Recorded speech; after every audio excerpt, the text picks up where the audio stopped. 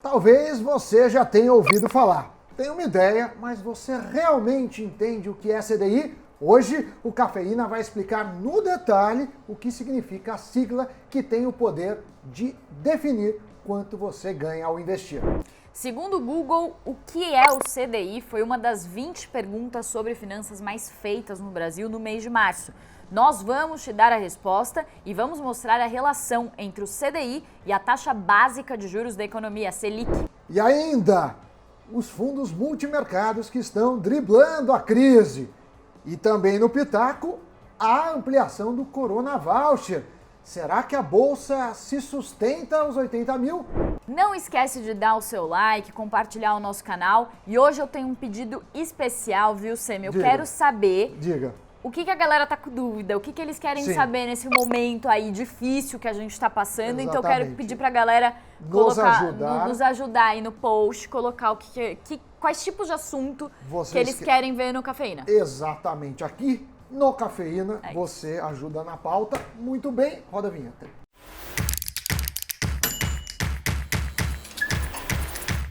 Bom dia a todos.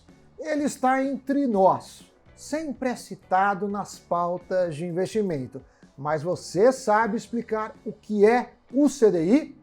Hoje vamos responder essa que é uma das principais dúvidas do Google, não da história de março agora.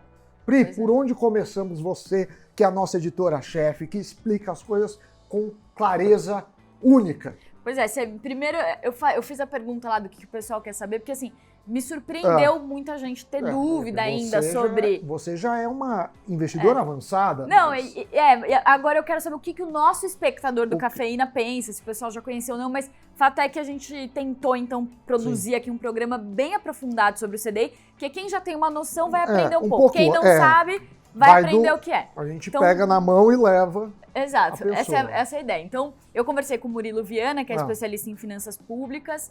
Ele me ajudou aí a montar algumas telas. Aí, o que acontece? Bom, tem os bancos, todo fim do dia, eles precisam zerar as posições. Não é todo mundo que sabe disso, mas o que acontece? Todo fim do dia, o banco pode terminar o seu dia com superávit ou com déficit. Quando ele tem superávit, ele tem dinheiro sobrando, ou seja, ele teve mais depósitos do que saques, ou seja, entrou mais dinheiro do que saiu. Se ele termina o dia deficitário, significa que ele tem dinheiro faltando, ou seja, o banco registrou mais saques do que depósitos, ou seja, mais saída do que entrada de dinheiro. Sim. Certo? Ou seja, claro que cada banco tem uma realidade, alguns sobram, outros faltam. Aí depende muito do dia. Aí o que acontece? Faltou. O que o banco faz? Então, aí a gente vai para as nossas próximas telas aqui. Daí o que acontece? Aí tem esse esqueminha aqui que o pessoal tá vendo. Então, a gente colocou o banco A superavitário e o banco B deficitário. Então, o banco A foi lá naquele dia, chegou no fim do dia, sobrou dinheiro pro banco A. O que ele vai fazer? Ele não vai ficar com o dinheiro em caixa. Não vai. Ele quer ganhar dinheiro. O banco quer sempre ganhar dinheiro. Sim, é o do dia para o outro. Isso se chama operações de hot money, que é de um dia útil, né? Exato. Daí o que o banco A faz? Sobra dinheiro e tal, não vou deixar meu dinheiro parado, vou querer ganhar. Vai para o mercado interbancário, mercado que acontece entre os bancos. Ele vai lá, pega o seu dinheirinho ali que sobrou e ele aplica no banco B que está deficitário. Sim. O banco B está precisando de dinheiro para fazer frente ali às suas posições e tal.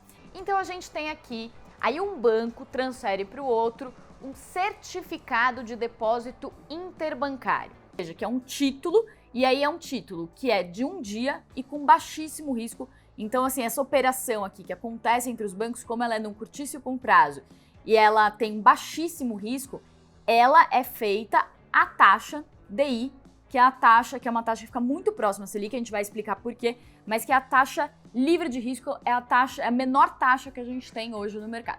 Lembrando que isso acontece, né?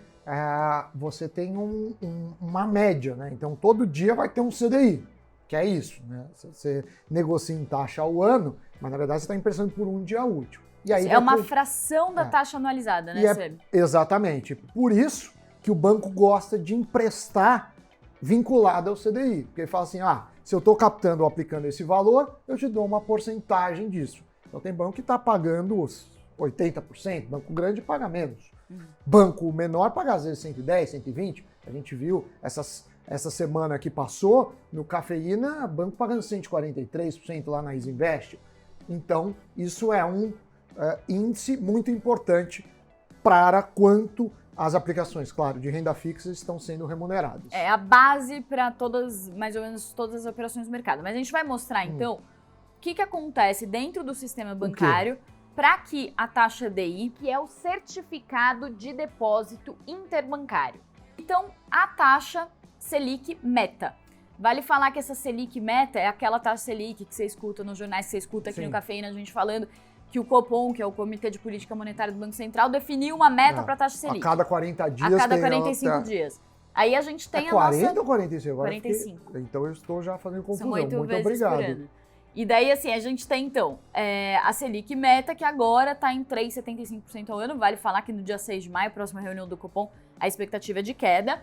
Mas então, foi lá, Banco Central, a nossa meta para a Selic. Sami, rapidamente, só queria que você falasse, por que a relação entre a Selic e a inflação, por que o Banco Central sobe ou desce a taxa Selic? Quando você quer que as pessoas consumam, você desce a Selic. Você fala, o dinheiro está mais barato, você pode fazer a crédito.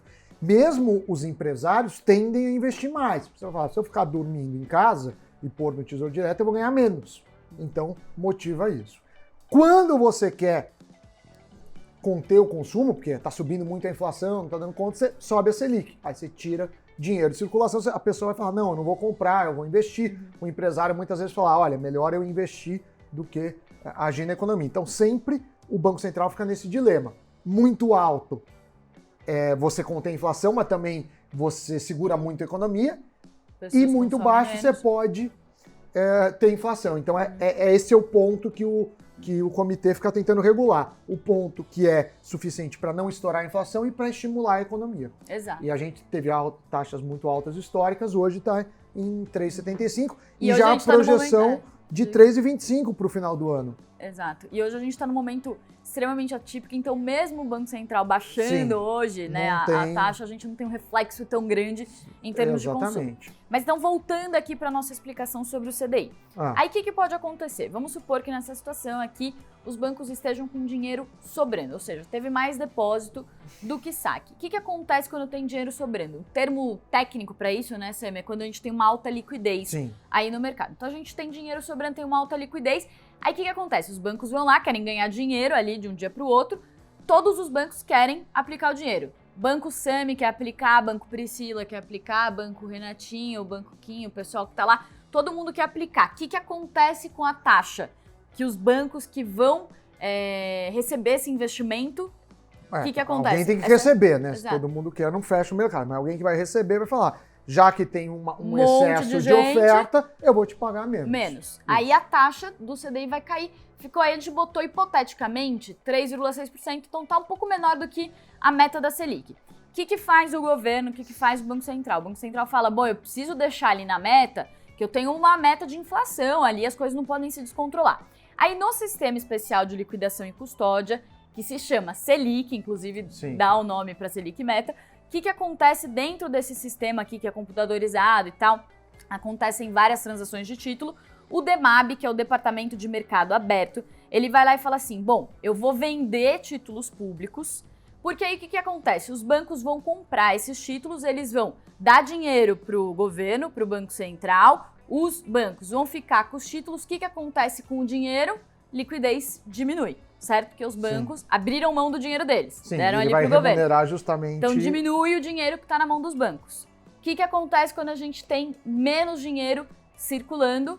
Os juros sobem, que é o oposto do que a gente tinha visto aqui. E aí, com essa alta aí dos juros, a gente consegue, quer dizer, o governo consegue fazer a taxa voltar a subir ali e convergir, então, para meta de 3,75% ao ano. Muito bem, agora eu pergunto. Agora o contrário. Tá, porque eu ia fazer uma pergunta. Pro contrário. Você quer falar o contrário, Não, Sami? você fala o contrário porque você falou bonito. Então vamos para a próxima, próxima tela. Eu vou fazer a pergunta. Só para ver se vocês entenderem e acompanharam bem. Esse assunto é mega complexo. Mas vamos lá. A gente tem, de novo, taxa Selic meta 3,75% ao ano. Agora a gente tem a situação oposta. Dinheiro está faltando, ou seja, teve mais saque do que depósito. As pessoas fizeram mais saques, tiraram mais dinheiro do banco do que depositaram. O que acontece com a taxa? a taxa aumenta. Então, eu tenho dinheiro faltando, eu não vou aplicar, o Sami não vai aplicar, o Quinho não vai aplicar, Renatinho não vai aplicar. O que acontece com a taxa? A taxa aumenta para atrair essa aplicação, né? Para atrair esse depósito aí no CDI. O que acontece no Sistema Especial de Liquidação e Custódia, no Selic? O DEMAB, Departamento de Mercado Aberto, faz a operação oposta. Então, ele faz o seguinte, ele vai lá e compra títulos públicos, os bancos vão vender, então, os títulos para o DEMAB, e aí o que acontece? Quando eles vendem os títulos, eles recebem dinheiro, a quantidade de dinheiro no mercado circulando aumenta, os juros caem, aí esse juro aqui que está um pouquinho maior do que a Selic, ele vai cair e vai convergir de novo para a meta. Agora minha pergunta, se você pegar historicamente, o CDI fica muito próximo à Selic, porém quase sempre abaixo. Eu pergunto, por quê? A senhora sabe? Aí você me pegou, você me deu, né? Tem duas explicações, eu não sei qual que é a correta. A primeira é assim, esse mercado, que é o DEMAB aí, que é os dealers, o Open Market, o mercado de títulos, ele fecha antes de fechar o caixa dos bancos.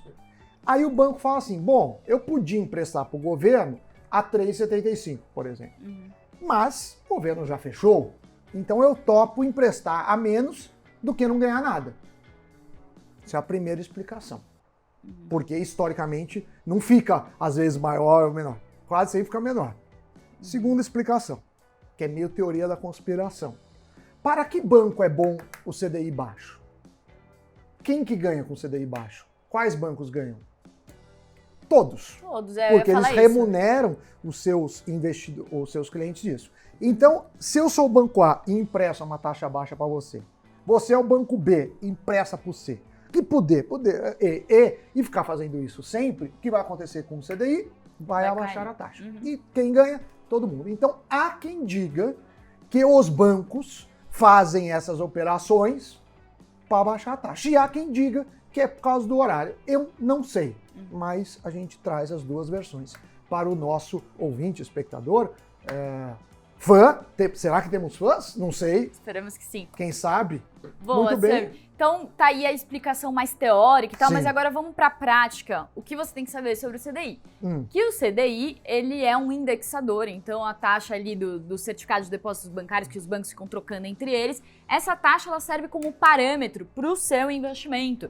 Então, o que acontece? Por exemplo, CDBs, LCIs, LCAs, quando são pós-fixados, eles são geralmente pós-fixados, indexados, ou seja, acompanham, são atrelados ao CDI. E aí, os bancos não chegam e falam assim, eu te dou 100% CDI, eu te dou o CDI.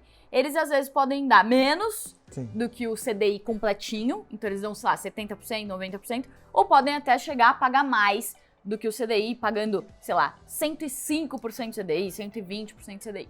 Geralmente, banco grande paga menos de 100. Quanto maior, menos de 100. Banco pequeno paga para cá. Mas tem o FGC. Por quê? Porque tem risco. Então, quando você está investindo no CDB, na LCI, na LCA, na poupança não é atrelado ao CDI, mas na poupança também, você está emprestando dinheiro para o banco.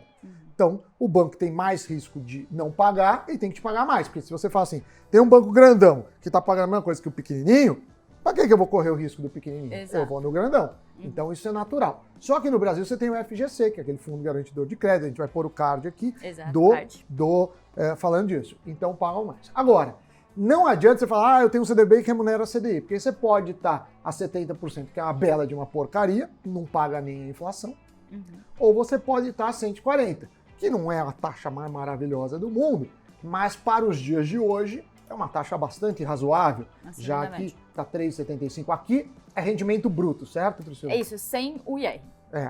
Rendimento bruto. Quer dizer, não, é líquido, né? Sem o IR. Então, você descontou o IR. Desconto o IR. Então aqui já é o líquido. Porque dependendo da aplicação não tem IR. Isso para CDBs, né? Exato. CDBs tem IR. Muito bem, aqui tem a simulação com R$1.000. Aí o que o Sam tinha me pedido para colocar aqui, então dá para ver claramente quanto que está rendendo ao ano, já tirando o IR, seria, por exemplo, o caso de um CDB. CDB tem imposto de renda. LCI e LCA, por exemplo, não tem imposto de renda, mas seria, por exemplo, a remuneração de um CDB aqui.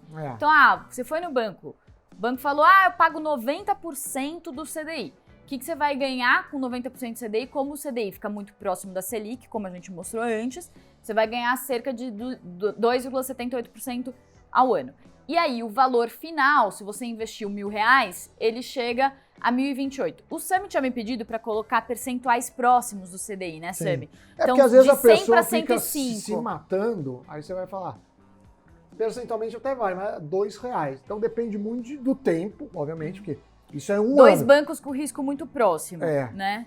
Do tempo e quanto dinheiro você tem. Claro, se puser mais um zero aqui, ele dá 1.000, você pôr 10 mil, vai dar 10.220, vai dar 10.280. Então, também fica isso. Diferença. Mas, a gente já falou aqui, sempre vale a pessoa entender, mesmo que tenha R$1.000, você vai falar, poxa, dá R$20 de diferença por uma questão didática, porque hoje você tem 1.000, amanhã você pode ter mais. Então, você vai treinando para quando tiver mais dinheiro. Então, recado dado. E hoje, Sami, qual percentual do CDI que você não aceitaria? Qual percentual do CDI eu nunca aceito menos de 100, porque corre o risco de ficar abaixo da inflação. Então, eu sempre vou daqui para baixo. No liquidez diária, 105. No liquidez, que é só no vencimento, aí 120. Se for 4 anos, aí 5 anos, aí já vai para 140. E vale falar, né, Sami, 70% do CDI, como o CDI é muito próximo da Selic, a gente pode dizer que essa daqui é mais ou menos a rentabilidade que a gente tem na poupança. Não porque a poupança não tem IR, é pior que a poupança. Mas aí, por exemplo, se a gente tem fundos DI, alguns estão pagando 70% do CDI e tem imposto de renda. Porque tem taxa de administração. 100% do CDI a gente compara, por exemplo, com o Tesouro Selic, dá 90, que paga 100% da Selic, porque tem a custódia, então dá um pouquinho menos. Um pouquinho menos. E daí aqui a gente tem esses CDBs aí de bancos pequenos, bancos médios, que são mais arriscados e oferecem um percentual um pouco maior. Exatamente. É isso. Muito bem. Chegou agora um dos momentos que a gente mais gosta aqui no Cafeína, que é de chamar a editora, a chefe do site, que é o investnews.com.br, a Thaís Laporta, que sempre traz um assunto interessante. Hoje ela vai falar de fundos multimercados. Thaís, bom dia para você. E hoje o destaque que eu trago é sobre os fundos multimercados que conseguiram se destacar na turbulência do mês de março. Um levantamento feito pela Morningstar a pedido do InvestNews mostrou que só 23% de um total de 1.068 fundos conseguiram superar o retorno do CDI, que é o Certificado de Depósito Interbancário. O CDI é uma marca que os gestores tentam superar para mostrar que o fundo foi melhor que a renda fixa. Lembrando sempre que o retorno passado não garante ganhos no futuro. E como os gestores dos fundos multimercados são livres para investir onde eles bem entenderem, a gente separou aqui 3 apostas que acabaram dando certo no mês passado, olha só. A primeira delas foram os fundos atrelados ao ouro. O metal precioso valorizou 15,24% em março e alcançou recentemente a maior cotação dos últimos 7 anos na divisão de metais de Nova York. Isso aconteceu porque o ouro é considerado um porto seguro, ou seja, quando tudo vai mal, ele costuma ir bem. A aposta número 2 é acreditar na queda da bolsa. Eu conversei com a equipe do Itaú Asset, que é uma gestora aí que teve entre os seus fundos um que rendeu mais de 9%, e eles contaram que uma das decisões foi montar posição vendida nas ações brasileiras, ou seja, acreditar que elas iam cair. Eles fizeram isso quando apareceram os primeiros sinais negativos de desaceleração da economia por causa do coronavírus. E a aposta número 3, os ativos offshore. Quem explica isso é o head de fundos da Isinvest, o Vinícius Araújo, que falou para mim, boa parte dos fundos que se deram melhor foram os que compram cotas de fundos no exterior. Por quê? Isso faz com que eles tenham mais acesso a uma gama maior de ativos do que se só investissem no Brasil. A estratégia funcionou porque lá fora muitos mercados acabaram sofrendo menos do que aqui. Para saber mais, é só acessar investnews.com.br e também ficar de olho nas redes sociais. Até a próxima! Muito bem, a Thaís Laporta sempre abrilhantando a nossa cafeína aqui. Nosso café da manhã. Você sabe que agora o quadro que a gente vai ter vai mudar de nome. Não vai ser mais Pitaco, vai ser Pritaco. Ai, Sami. Pritaco! Você inventa a moda, porque o nome, desde vai o começo, ser o Pritaco. Quando a gente criou, é Pitaco do Osami. Mas eu não sou o diretor, chefe desse programa. Mas então o seu Samidana, né? Tem que ser o Pritaco. Que é a Priscila dando pitaco. Chega de conversa mole. Falei já que falou. Ela tá no terceiro mês de gestação, Você pode ir pro governo. Do jeito que você tá enrolando, você pode virar vereadora, pode virar vamos lá. Deputada. Primeiro pitaco. Primeiro pritaco. Então, vamos lá. A gente divide. Eu vou colocar aqui o iniciar. Pritaco. Vamos corrigir então, aqui, ó. Corona Voucher, o nome informal aí para auxílio emergencial de R$600. Veja as novas categorias que devem ter direito ao auxílio. Então, o que aconteceu? A Câmara aprovou na quinta-feira é o PL 873, que amplia o rol de beneficiários que podem ganhar, então, a renda emergencial de R$600. Entram algumas categorias como pescadores, agricultores, taxistas, mototaxistas, motoristas de aplicativos e transporte escolar, além de entregadores. Incluiu também as mães adolescentes, porque antes o auxílio era previsto só para maiores de 18 anos, então as mães adolescentes ficavam fora. Incluiu também os pais solteiros, porque antes era só para as mães solteiras que ganhavam o benefício dobrado de R$1.200. Além disso, também entrou possibilidade de suspensão de 2 ou 4 parcelas do FIES, dependendo do prazo, que é o financiamento estudantil. E como o texto foi alterado, a proposta vai voltar para o Senado antes de ir para a sanção presidencial. Isso está previsto para o fim da semana. Sami, subiu de 54 para 58 milhões, essa é mais ou menos a previsão, de brasileiros beneficiados. Tá de bom tamanho essa medida? O que você acha? Tá de bom tamanho. A questão é que é a lei do cartão de crédito. Aqui se faz, aqui se paga. Então esse dinheiro que a gente está dando, o governo está dando, é nosso. E a gente vai pagar isso. Porque vai aumentar a dívida pública e a gente vai ter que fazer reforma. Eu acho que já deveria começar a ter a discussão, porque senão o cara fica fazendo boa ação com o dinheiro nosso. É fácil. Não que as pessoas não precisem, elas precisam, faz sentido. Mas deviam falar, beleza, você quer isso? Vamos fazer reforma administrativa, porque também não congela salário de político, porque assim, senão fica uma impressão que o dinheiro vem do céu e que a gente não tem contrapartida. Então por que não deu antes? Porque isso custa e custa caro. E já tem muita fraude, né, Sami? E já tem fraude, eu não sei se só se é fraude ou se também gente que não entende direito, que é para pegar e tenta pegar. Então o governo precisa ser criterioso disso e sempre ajustar aí ao prazo. Então tá dando 3 meses, depois ver, porque talvez seja um tempo menor a gente sair da crise. Isso vai custar caro. Eu gostaria que tivessem já assim, ó, beleza, é isso, mas lá na frente a gente vai ter que fazer isso. Porque senão fica, e aí o problema só aumenta. Muito bem, Samidana. Tempo perfeito. Vamos então para o segundo pitaco, que é a nossa bolsa. Sami, bolsa fechou então na sexta com alta de 1,5%. Foi uma alta um pouco menor do que as bolsas, os índices acionários lá dos Estados Unidos. Fecharam com alta entre 1% e 3%. Mas você viu por quê, né?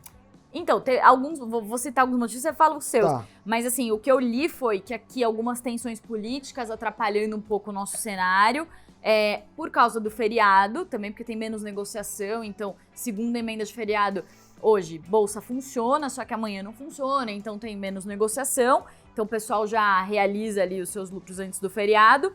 E teve lá fora também a notícia do Remdesivir, que é o novo remédio aí promissor pro...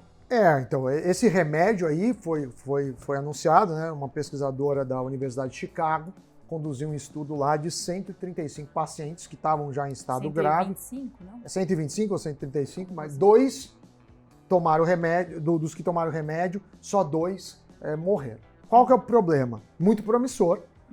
Esse estudo é financiado por um laboratório, então tem lá o seu certo conflito de interesse. A Gilead.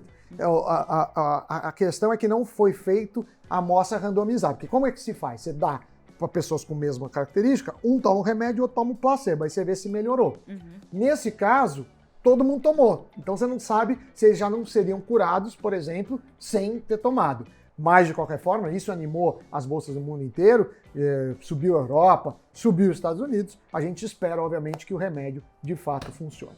Muito bem, Samidana. Teve também uma notícia de uma vacina, da Moderna, que parece que o Trump está investindo ali 400 e tantos milhões de dólares e tal. Só que também tem a questão de que todos, assim, esses remédios, vacinas, até chegarem para a população, para outros países e tudo isso demora, né? Inclusive o CEO da Moderna estava dando entrevista e falou que talvez só ano que vem se tiver a comercialização, não, se for eficiente essa vacina. Deve ter, vamos fazer uma vacina, né? A questão é que é o tempo, porque tem o tempo, tem que testar, deve produzir. Enfim, é isso. É isso. Então, desejamos aí uma boa segunda para todos. Amanhã é feriado, não estaremos, mas na quarta-feira... Firmes e fortes. Às 6 da manhã. Porque é o horário que vocês escolheram. Então, 6 da manhã, tenham um bom dia, juízo no feriado e uma boa semana a todos. Tchau, tchau. Tchau, tchau.